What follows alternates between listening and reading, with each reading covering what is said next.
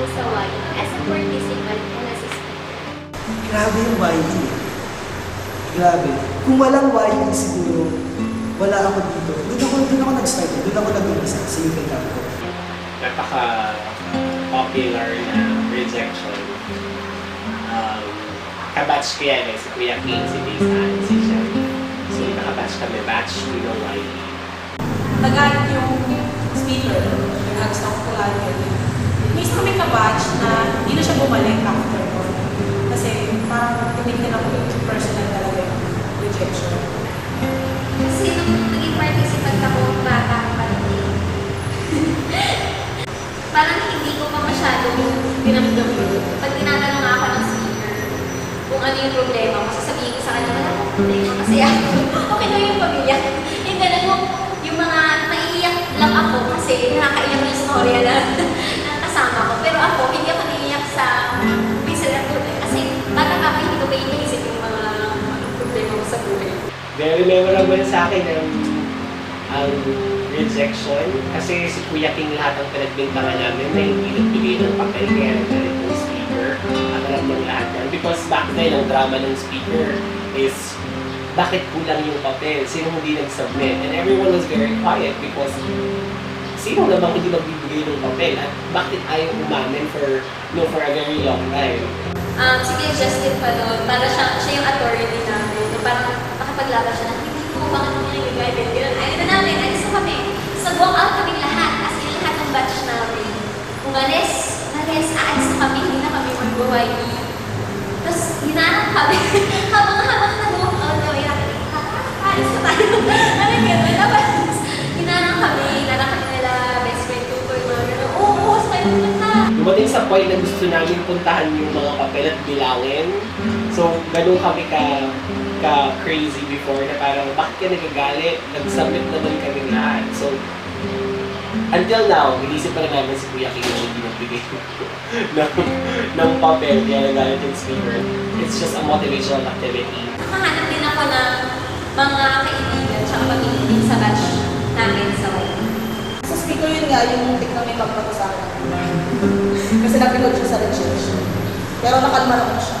Bumalik ko siya. Tapos matapos siya naman ng YE. Kasi realization, ako ng socials. Ako na nag-isip lahat. At the same time, ako din yung nag-perform. Yung totoo, ako talaga. Tapos yun na, nainis ako lang kasi hindi sila lang i-cover. Tapos nung parang nag-take 2, tapos hindi na ako nag-perform.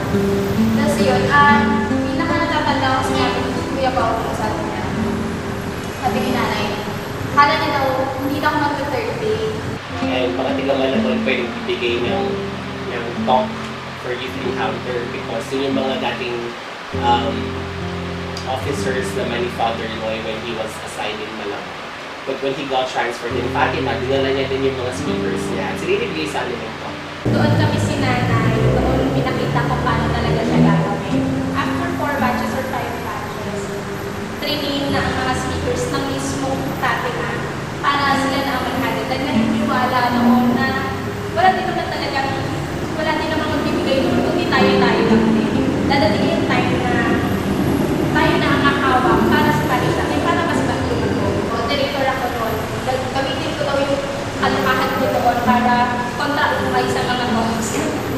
Hindi ka na may ilang na mag-share sa mga kabataan kung paano mo sila yung foundation nila. Doon kasi lalabas. Pili ko ang YE.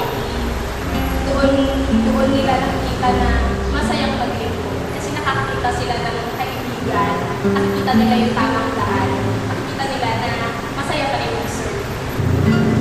Nakutuwa naman ako na marami kami mga kabataan nakuha batch today. Speaker naman, masaya rin kasi nakakatulong ka. I'm very proud to say that we really spearheaded the formation of our speakers today and before. We even actually went out of our own parish, right, and give service to the other ministries or youth ministries. During my term, we were able to give service and give youth encounter sa Tagbag, sa sa I think that's the Pagkabuhay Parish, sa San Bartolome Parish. And then, since naging part naman kami ng vicariate, and we thought na wala silang spiritual formation, we offered, since kami naman yung kapitbahay nilang parish, we offered na gawin natin itong youth encounter. At first, they were very hesitant because it's very costly, mahal, dahil merong mga pagkain na involved. Kami wala kaming bayan. You know, hindi namin isip yun ever, na hindi kami magpapabigay ng donation or whatever. Our vision during that time is maibigay din yung youth encounter sa ibang parishioners, sa ibang parish within the vicariate. Kasi it had a big impact on us, and it would have impacts on the lives of the youth na makakakuha rin ng youth encounter. So, very memorable sa akin pagiging speaker kasi naabot namin yung iba't ibang parishes. Kasi nung speaker ako, ang dami ko nakilalang tao na sa labas ng parokya. Tapos, hindi ko lang kasabay ko sa FX. Iba din, hindi ko alam yung pangalan. Uy, ikaw pala! Tapos gano'n. Tapos parang nakakatawa kasi naalala nila ako pero sila hindi ko naalala. Tapos kahit naningiya sila sa akin na namitan ako, parang minsan hindi sila gano'n. Kaya, masaya. May participate. Siguro wala masyado. Doon nakikinig ako mabuti ng mga talks. Pero kung panahon kasi na yun, wala pa akong nagdadaanan matinding problem. Yung iba kasi sabi nila, naiintindihan kami yung why yung nag-talk na sila. Pero kung naiintindihan ko talaga yung why, hindi ako. Kasi sumali talaga ako ng kasi ang lungkot ng 4th grade. Kailangan ko magpahinga, kailangan ko mag-isip. Kailangan ko pagkaiba ng income, magkaroon ng ibang klase ng income. Ang daming kong pinagdaan after ko mag-wine. So nung nag-wine ako as a participant, parang okay, nakikinig ako. Nakikinig ko naman siya. Pero saka lang siya nagsisink in sa akin nung naging speaker na ako.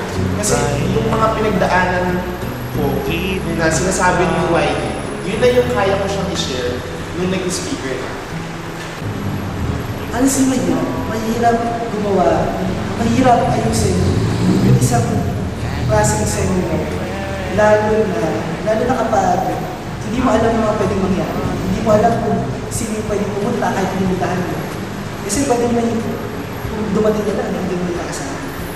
Pero kasi ang maganda, marami ka natutunan. Parang every encounter, every batch, marami ka natutunan. Hindi pwedeng kaulit-ulit. Laging magkakaiba. Kaya siguro, ginawa ko ibang batch kasi iba-iba yung tao, iba yung storya. At the same time, nag-iiba ka na as a person.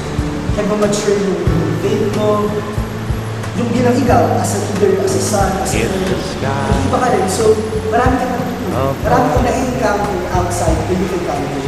At yung youth encounter, I think, for the speakers, yun yung nagiging avenue nila para i-share yung